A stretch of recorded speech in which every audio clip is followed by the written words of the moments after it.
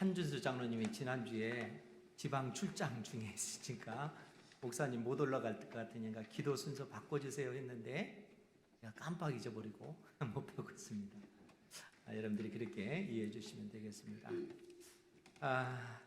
우리 앞뒤 좌우로 인사를 한번 나누시죠. 주님의 이름으로 환영합니다. 주님의 이름으로 환영하며 축복합니다. 오늘은 좀 시원하죠? 감사합니다. 굉장히 추워진 것 같아요, 날이. 그래서 뭐 엊그제 그렇게 덥더니 갑자기 또 추워지는 것 같아서 여러분들의 옷차림 자체가 바뀌어진 것 같습니다. 참 감사한 것이 또 이러한 상황을 미리 또 알고 우리 참 그 집사님들 보면 대단하셔요. 어제도 보니까 최모 집사님께서 미리 와가지고 난방기구들을 전부 다 꺼내가지고 다 설치하시고 그렇게 하셨어요. 그래서 참 그 미리 추워질 것을 대비해서 그렇게 하신 모습들을 보니까 참 귀하고 또 그러한 분들 덕분에 우리가 또 편하게 하나님 앞에 예배 드리는 줄 믿습니다. 우리 관리위원회 집사님들 뿐만 아니라 또 이처럼 좌우에 예쁜 꽃을 장식해 주시는 두 분의 권사님도 계시고 또 예배를 마치고 맛있는 점심 먹도록 하기 위해서 우리 또 이은혜 권사님을 비롯해서 많은 권사님들 또 집사님들이 보이지 않게 그렇게 헌신해 주시고 수고해 주심으로써 그러한 어떤 그 은혜를 실상 우리가 입고 그런 가운데 우리가 편안하게 우리 하나님을 예배하고 찬양하며 경배하는 줄 믿습니다. 그러니까 이제 이런 어떤 그 섬김과 이러한 그 헌신은 실상 우리 하나님께서 굉장히 기뻐하십니다.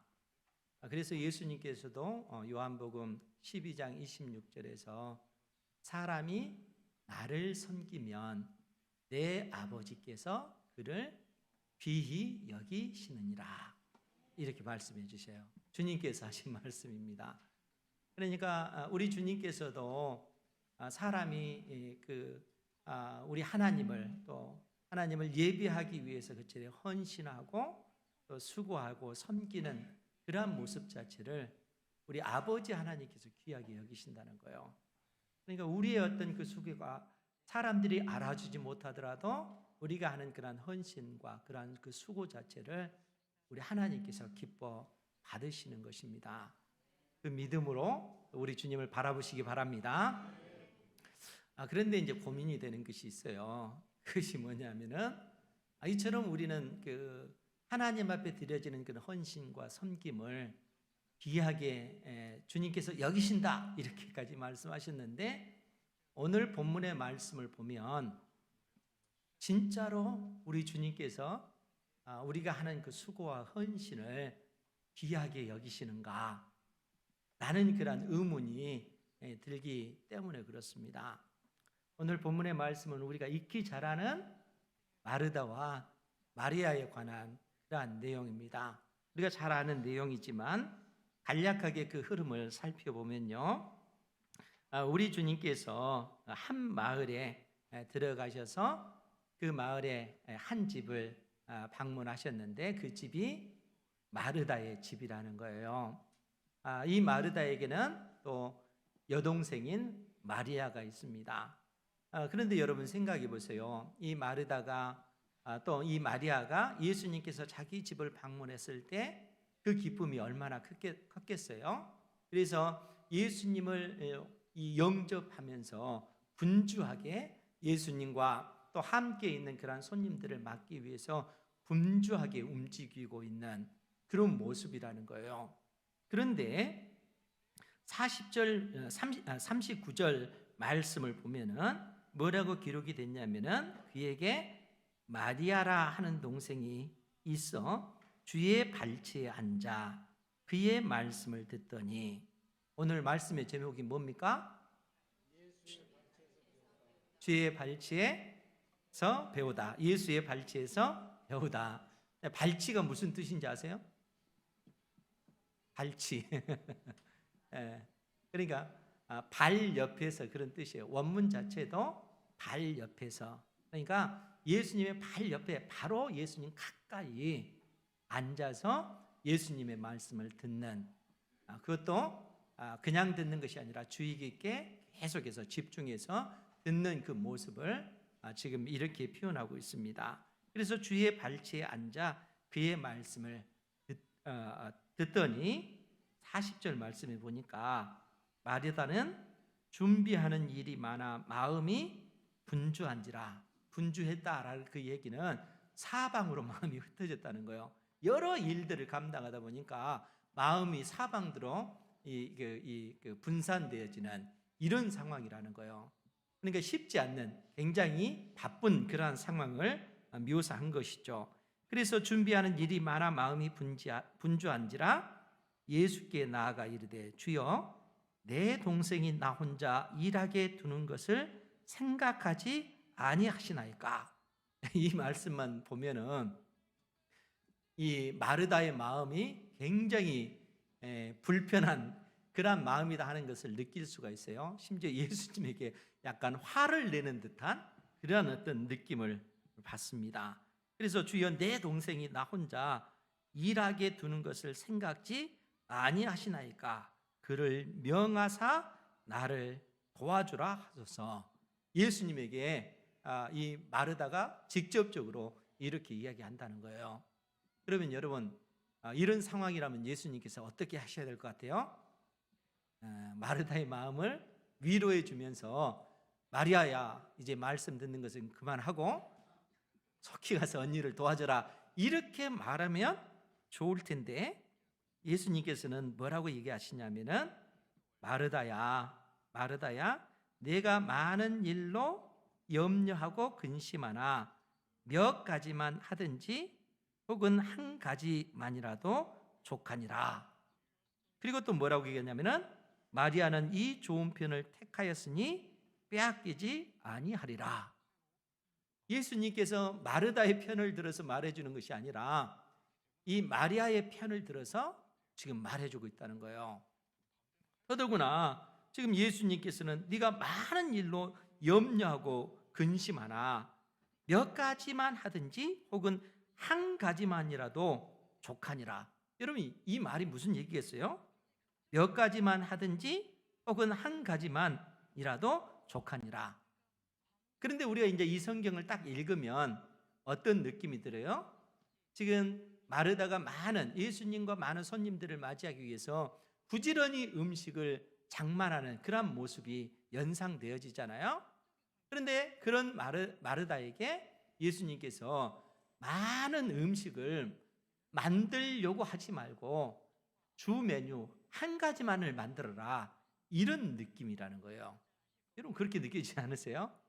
지금 말씀이 그런 느낌이라는 거예요. 그러면서 예수님께서 하신 말씀이 마리아는 더 이 좋은 편을 택하였으니 빼앗기지 아니하리라, 이렇게 말씀하신다는 거예요. 그러니까 우리가 이 말씀만 놓고 보면은 어떤 생각이 드냐면은 우리가 예수님 앞에 섰을 때 어떠한 것이 더 중요한가? 여러분, 섬기는 일이 중요합니까? 예수님의 말씀을 듣고 배우는 일이 중요합니까? 대답이 없으세요.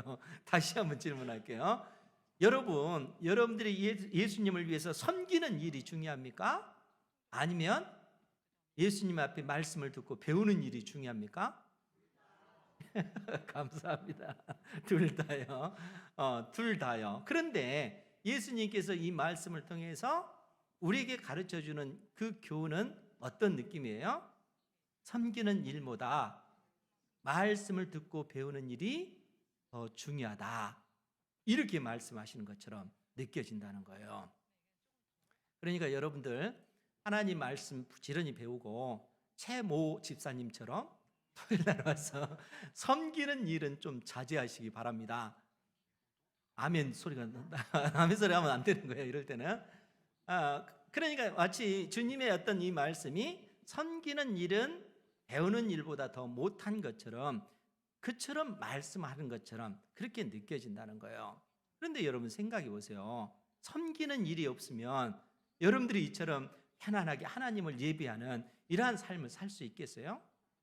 누군가가 보이지 않는 그러한 곳에서 끊임없이 우리를 위해서 섬겨주고 모든 상황을 만들어주고 해주기 때문에 이처럼 우리가 따뜻한 공간에서 이처럼 아름다운 그러한 어떤 광경 속에서 하나님을 예배하는 것이죠. 그러니까 섬기는 일 자체가 배우는 일보다 못하다.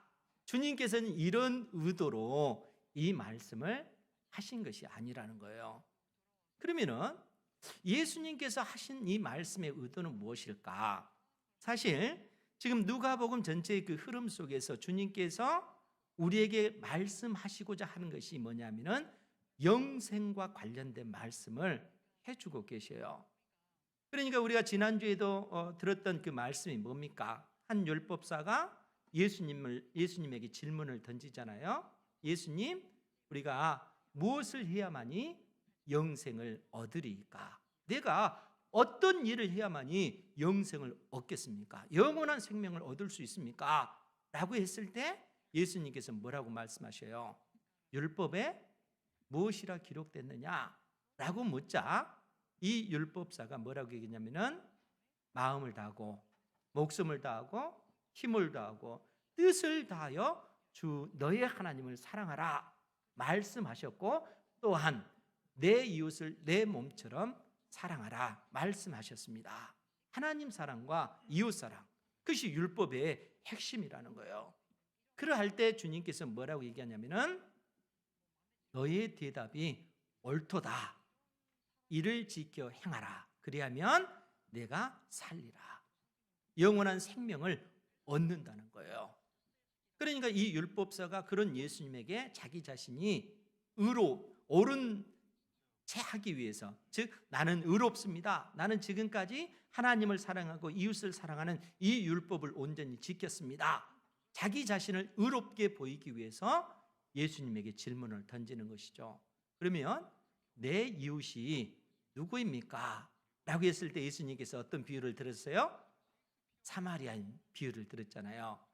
선한 사마리아인의 비유를 들었는데 그 비유의 내용이 뭐예요? 한 유대인이 예루살렘에서 여리고로 내려가다가 강도를 만나서 가진 모든 것을 다 빼앗기고 거의 죽어가는 그런 상황이라는 거예요.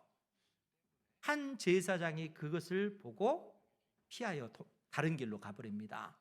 또 한 레위 사람이 그곳에 왔다가 그 모습을 보고 다른 곳으로 또 가버려요.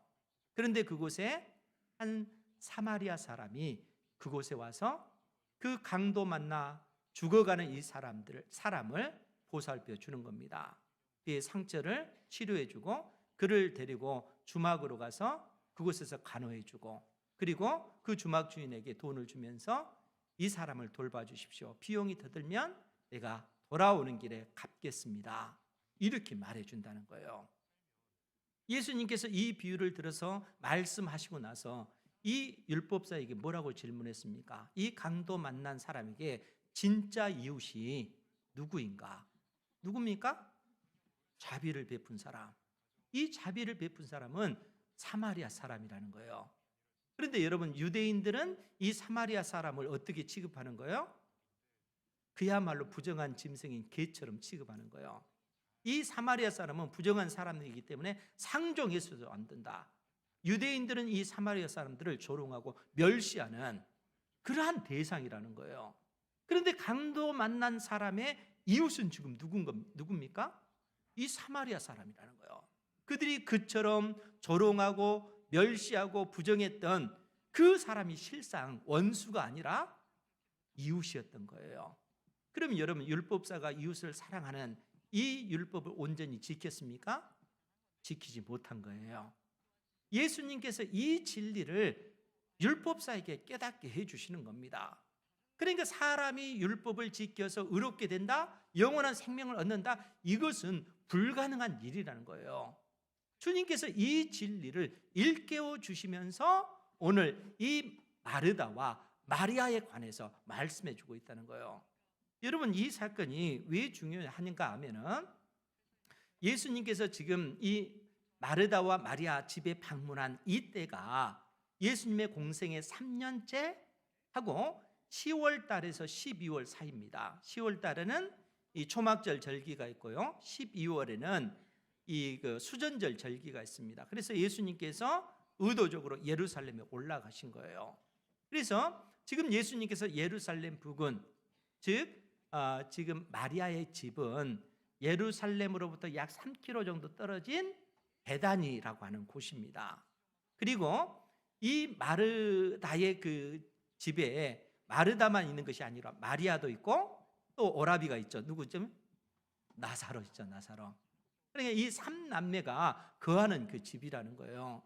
그런데 성경이 이 3남매에 관한 이 기록이 여기만 기록된 것이 아니라 이때로부터, 지금이 보통 약 10월 달에서 12월 그런 사이인데, 이때로부터 그 다음에 1월 달쯤 어떤 일이 벌어지냐면은 나사로가 병들어 죽게 되어지는 거예요. 그 죽은 나사로를 주님께서 살려주시는 그런 그 이적을 보여주신 것이죠. 그리고 그러한 것만 기록된 것이 아니라 요한복음 12장 1절 이하에 보면은 예수님께서 십자가에 못 박혀 죽기 6일 전에 있던 사건인데, 어떤 사건이 있냐면은 마리아가 그 순전한 나드 한 근을 가지고 와서 예수님의 발 앞에 그 나드로 이 자기의 머리카락으로 예수님의 그 발을 씻기는 그런 일을 행해요. 그러니까 이러한 세 사건이 그야말로 짧은 기간에 이루어지는 것입니다. 그러니까 적어도 지금 이 사건이 11월 달에 벌어졌다면 12월, 1월, 2월, 3월, 4월 달에 예수님께서 십자가에 못 박혀 죽게 되어지는 겁니다. 그러니까 그 기간이 굉장히 촉박한 그러한 기간인데, 이러한 그 기간 동안 주님께서 힘써서 전하신 것이 뭐냐면은 어떻게 우리가 구원을 얻는가, 영생의 그 복음을 증거하는 그 일을 예수님께서 힘쓰고 계시다는 거예요. 그러니까 선한 사마리아인 비유를 통해서 율법사에게 그러한 교훈을 주셨던 주님께서 오늘 이 마르다와 마리아 집에서도 그러한 교훈을 주고 계셔요. 우리가 어떻게 그러한 사실을 알 수 있겠는가 하면은 41절 42절에 보면은 주께서 대답하여 이르시되 마르다야 마르다야 내가 많은 일로 염려하고 근심하나, 42절을 주목해서 봐야 돼요. 몇 가지만 하든지 혹은 한 가지만이라도 족하니라. 마리아는 이 좋은 편을 택하였으니 빼앗기지 아니하리라. 여러분, 그런데 이제 우리 그 개역 개정 성경은 이렇게 되어졌는데, 제가 가지고 있는 새 한글 성경이거든요. 이거는 24년도 12월 이때 처음 이게 새롭게 번역해서 발간된 책입니다. 그러니까 이제 이 성경의 장점은 뭐냐면은 오늘날 우리가 읽기에 더 편하고, 무엇보다도 성경이 기록된 그 원문, 신약 성경은 헬라어로 기록됐잖아요. 그 원문에 충실한 그 번역을 해놓고 있어요. 그런데 누가복음 10장 41절 42절에 뭐라고 기록이 됐냐면은 이렇게 번역을 해놓고 있어요. 화면을 보시면 됩니다. 주님이 마르다에게 대답하셨다. 마르다 마르다 그대가 많은 일을 걱정하며 마음 졸이고 있네요. 그런데 부족한 것이 하나 있군요. 마리아는 그 좋은 부분을 선택했고 빼앗기지 않을 겁니다.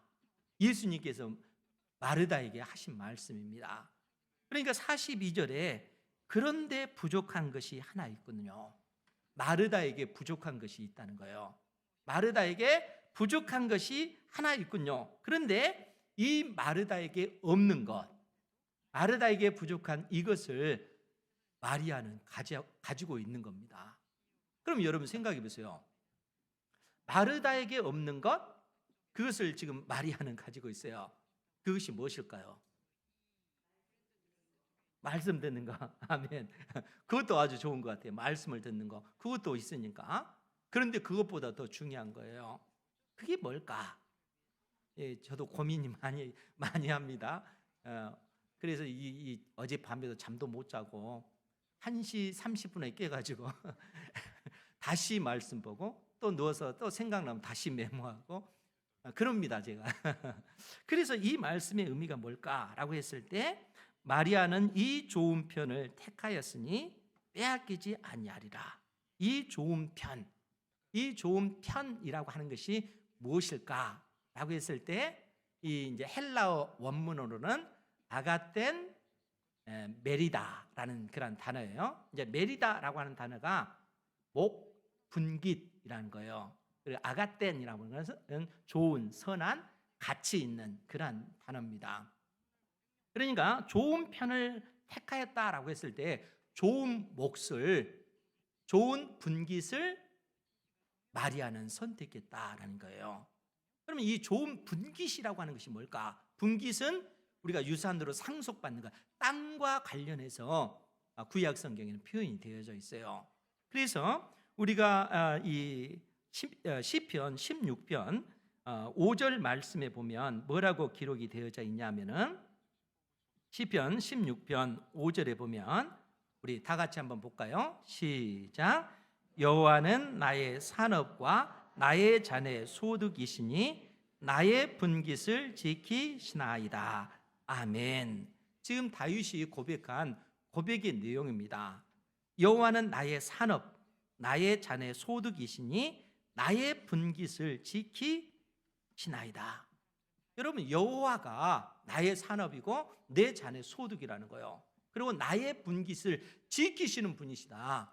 그럼 여러분, 이 말의 의미가 뭘까요?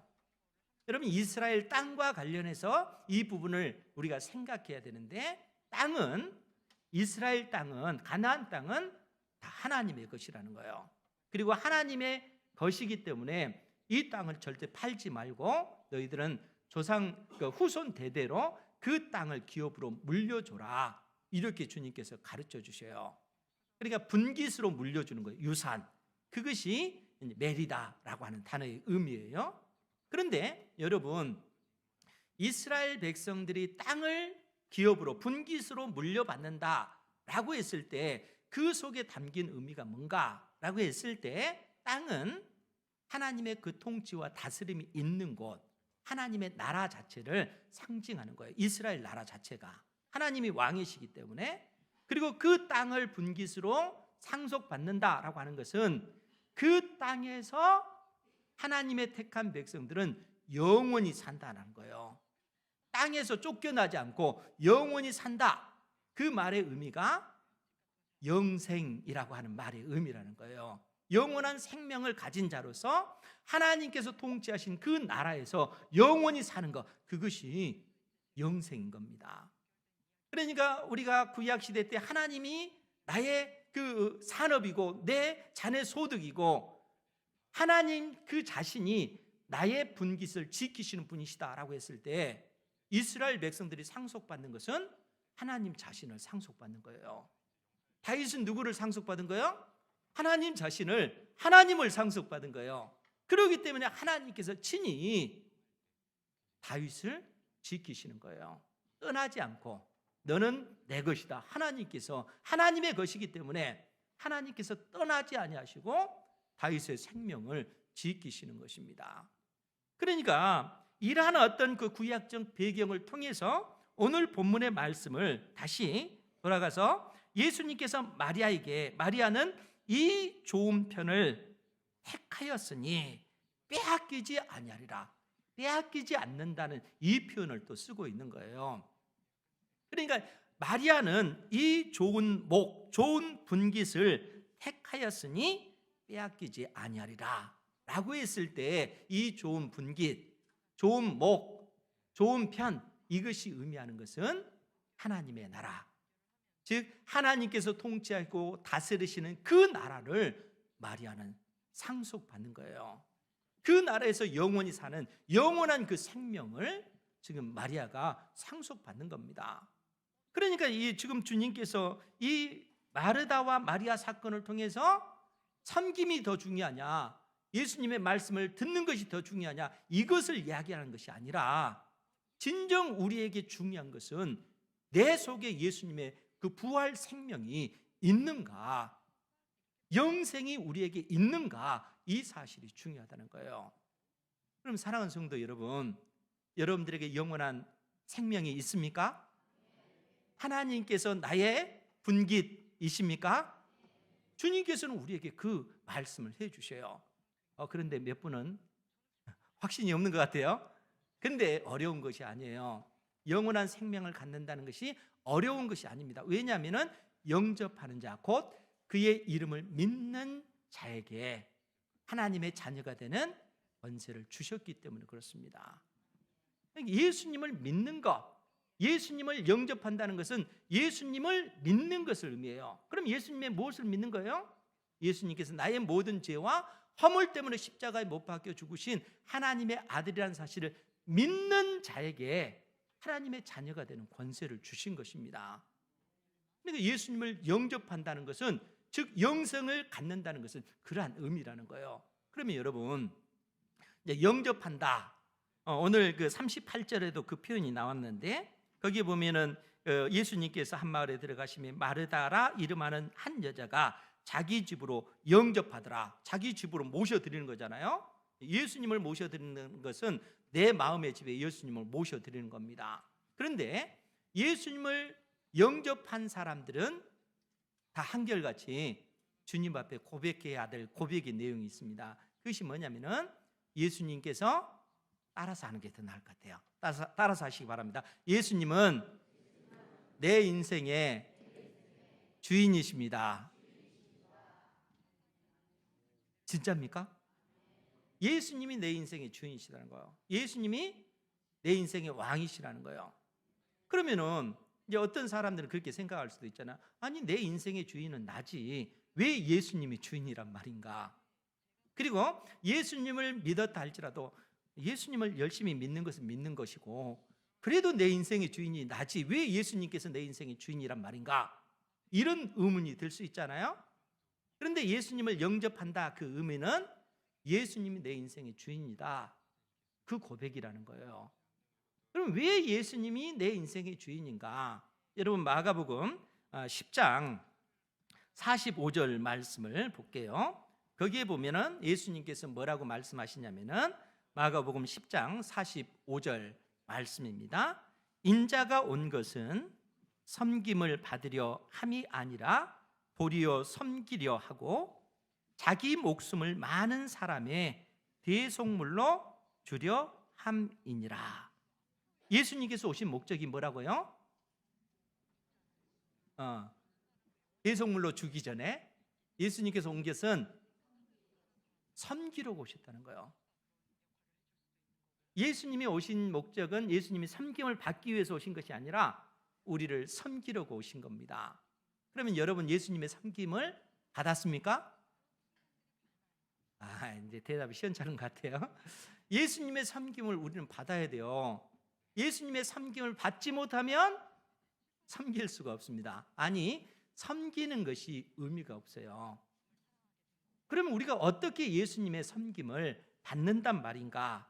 지금 예수님께서 인자가 온 것은 섬김을 받으려 함이 아니라 도리어 섬기려 하고 자기 목숨을 많은 사람의 대속물로 주려 함이니라. 여러분, 대속물이라고 하는 뜻이 무슨 뜻이에요?